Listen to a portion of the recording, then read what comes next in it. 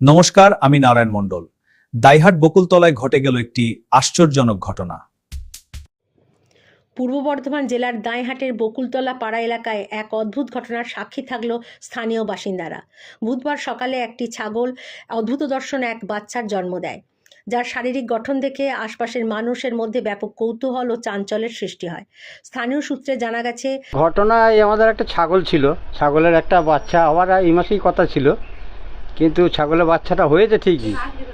ছাগলটার কিন্তু গায়ে পশমও হয়নি, আবার মুখটা কিছুটা মানুষের মতন লাগছে, আবার কিছুটা অন্য কীরকম হনুমানের মতন লাগছে, এরকম ভাব লাগছে, সেইটা আমরা ঠিক করতে পারিনি।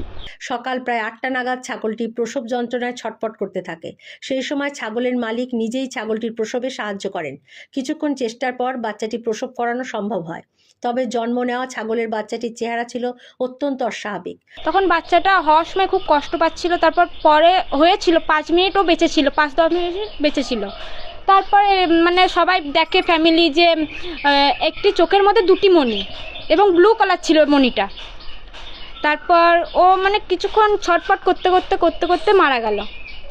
মানে আমরা ভাবছি এটা কি করে পসিবল, মানে মানুষের মতো অনেকটা দেখতে, আবার কিছুটা হনুমানের মতো দেখতে, সবই ছাগলের মতো, কিন্তু গায়ে পশম ছিল না, লোম ছিল না, খুব একটা লোম নেই, লেজ অল্প ছোট্ট।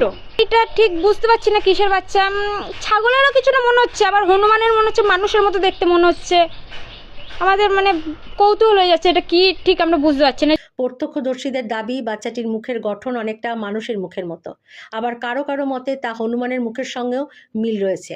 বাচ্চাটির চোখ দুটো একসঙ্গে একই জায়গায় ছিল বলে জানা যায়। যদিও তার 4টি পা স্বাভাবিক ছাগলের মতোই ছিল, কিন্তু শরীরের কোথাও কোনো লোম ছিল না।